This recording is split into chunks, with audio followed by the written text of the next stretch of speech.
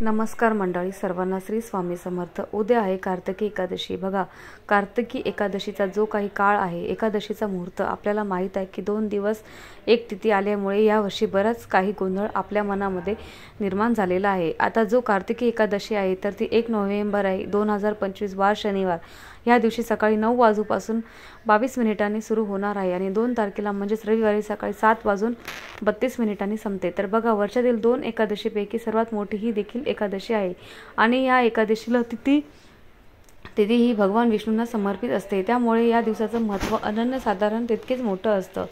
यामुळे जिथे येथे भगवान विष्णू तिथे माता लक्ष्मी असते। आता माता लक्ष्मी जिथे सेवा होते तिथे कोणत्या ना कोणत्या गोष्टीची कमी पडत नाही आणि ज्यावेळी माता लक्ष्मीची सेवा होते तेव्हा त्याचबरोबर भगवान विष्णूची सेवाही होतेच। त्यामुळे ही सेवा तुळशी मातेची करायला नक्की विसरू नका। आता बघा, या एकादशीचं औचित्य साधून आपल्याला काही ठिकाणी दीपदान करायचे आहे, म्हणजे दिवा लावायचा आहे। आणि आता तो कुठे दिवा लावायचा तेच आपण या संदर्भातली माहिती आज आपण इथे बघणार आहोत।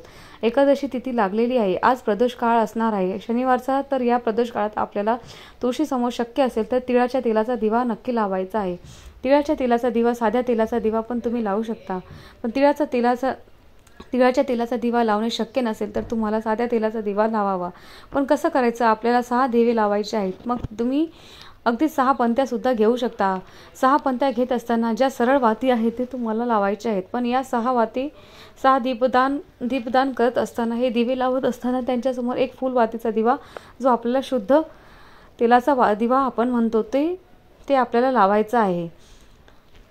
5 दिवे शुद्ध गाईच्या तुपाचा दिवा म्हणतो तो असावा। बाकीचे 5 दिवे हे तुम्ही तिळाच्या तेलाचे जर घरात उपलब्ध असेल तर त्याचे 5 दिवे तेलाचे लावायचे आहे।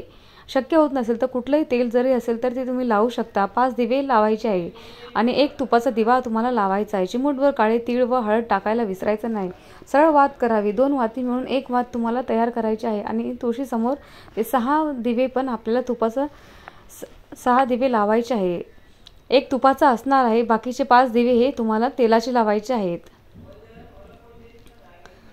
हे 6 दिवे तुम्हाला तुळशीजवळ लावायचे आहे। आता हे तुळशीजवळ प्रत्येकाच्या घरात असं कुठं घर नाही की ज्याच्या घरात तुळस नाही। बघा, हा उपाय तुम्हाला शनिवारी म्हणजे आज संध्याकाळी 6 नंतर करायचा आहे। ज्यांना आज शक्य नाही झाले त्यांनी उद्या देखील एकादशी आहे तर उद्या देखील संध्याकाळी तुम्ही करू शकता। तर बघा, आज शनिवार सुद्धा आहे तर 5 दिवे लावायचे आणि दिवे पण जेव्हा तुम्ही त्याचा स्पर्श जमिनीवर करता तेव्हा तुम्हाला एखादं कागद घ्या किंवा घरात एखादं पान घ्या, नाहीतर घरातल्या ज्या प्लेटा किंवा वाट्या असेल त्याच्यावर ते दिवे ठेवायचे आहे। थोडे तांदूळ टाकून ठेवू शकता, फक्त दक्षिण दिशेला वात करायची नाही। बाकी सर्व तुम्ही कुठल्याही दिशेला ती वात करू शकता। दुसरी देखील एक पद्धत सांगते, ज्याला खूप घाई असेल त्यांच्यासाठी तुम्ही 6 फुलवाती घेऊ शकता आणि 6 पंत्यामध्ये लावू शकता। पण तुम्हाला यांच्या पद्धतीने फक्त तूप शुद्ध टाकायचं आहे, मात्र तेलाचा वापर करायचा नाही। सर्वांमध्ये चिमूटभर हळद टाकायची आहे आणि या सर्व 6 पंत्या तुम्हाला तुळशी मातेला विष्णूला समर्पित करायच्या आहेत। आणि म्हणून वरील पद्धतीने करायचं झालं तर आपल्याला इथे सर्व फुलवाती घ्यायच्या आहेत आणि तुपाच्या वाती लावायच्या आहेत, कारण फुलवाती लावत असताना ती तुपामध्ये लावलेली जास्त योग्य असते। तुपाला जे शक्य होईल ते तुम्ही करू शकता, पण सेवा आवर्जून करा। आणि तुळशीला एकादशीला जल सुद्धा अर्पण करत नाही, कारण तुळशीचा सुद्धा निर्जली उपवास असतो असं म्हटलं गेलं। म्हणून तुळशीला आपण पाणी सुद्धा अर्पण करत नाही। आता पावसाचं पाणी आलं तर ते आपण थांबवू शकत नाही, पण आपल्याकडून दूध किंवा पाणी तुळशीला अर्पण होणार नाही याची काळजी नक्की घ्यावी। त्याचबरोबर जेव्हा तुम्हाला संध्याकाळी दीपदान करायचे आहेत, दिवे लावायचे आहेत, तेव्हा तुळशीला प्रदक्षिणा मारायला विसरू नका। तुळशीला प्रदक्षिणा आवर्जून मारा। बाल्कनीमध्ये आपली तुळस असते किंवा ताई आमच्या खिडकीत तुळस आहे, मग ती थोड्या वेळासाठी तुम्ही बाहेर आणा। तुम्ही हॉलमध्ये म्हणजे तुम्ही तुमच्या घराच्या बाहेर ठेवू शकता, नाहीतर तुम्ही बाल्कनीमध्ये ठेवू शकता। छानपैकी तुम्हाला 6 दीपदान करायचे आहे, दिवे लावायचे आहेत। एक तुपाचा दिवा लावायचा म्हणजे एक तुपाचा आणि 5 तेलाचे दिवे तुम्हाला लावायचे आहे। असे करून झाल्यावर तुळशीला प्रदक्षिणा मारावी आणि नक्कीच 21 वेळा किंवा 51 वेळा किंवा 108 वेळा तुम्हाला ओम नमो भगवते वासुदेवाय या मंत्राचा अखंड जप मंत्र तुम्हाला करायचा आहे। प्रदक्षिणा घालायच्या आहेत, तुम्ही 11 घालू शकता, 21 घालू शकता, 108 घालू शकता, तुमच्या इच्छेप्रमाणे तुम्हाला हा मंत्र म्हणायचा आहे।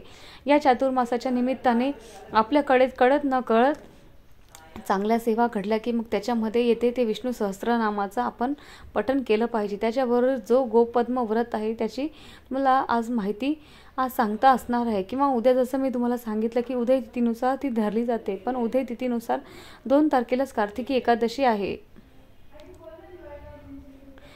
बघा, जेव्हा तुम्ही तुळशी मातेसमोर दीपदान करत असता, तुळशीची जेवढी सेवा करतो तेवढी भगवान विष्णूंना ती समर्पित असते, कारण भगवान विष्णूंना तुळस खूप प्रिय आहे। विष्णू प्रिय म्हणून ती ओळखली जाते। तुळशी मातेला ज्या काही आपण इच्छा आकांक्षा आपले व्रत वैकल्य असतात त्याचा मान करण्यासाठी आपण तुळशी मातेला आवाहन करत असतो। जेव्हा आपण तुळशीची पूजा करतो, तुळशीची सेवा करत असतो, तेव्हा नक्की भगवान श्री हरी विष्णूची कृपा आपल्यावरती होत असते आणि आपल्या मनात सर्व मनोकामना पूर्ण होतात। तर नक्कीच सगळ्यांनी दीपदान करायचं आहे। ते कसं करायचं ते मी तुम्हाला सांगितलेलं आहे। जेव्हा आपण तुळशीची पूजा करतो, तुळशीची सेवा करतो, तेव्हा नक्की भगवान हरी विष्णूची कृपा आपल्यावरती होत असते। मनातल्या मनात आपल्या मनोकामना पूर्ण होतात। तर नक्की सगळ्यांनी दीपदान करायचं आहे। ते कसं करायचं ते मी तुम्हाला संपूर्ण सांगितलं आहे। व्हिडिओ तुम्हाला आवडला असेल तर व्हिडिओला नक्की लाईक करा, शेअर करा आणि चॅनलला सबस्क्राईब करा। आणि चॅनलवरती नवीन असेल तर सबस्क्राईब करायला विसरू नका। व्हिडिओ शेवटपर्यंत पाहिल्याबद्दल अगदी मनापासून धन्यवाद। श्री स्वामी समर्थ। जय जय स्वामी समर्थ।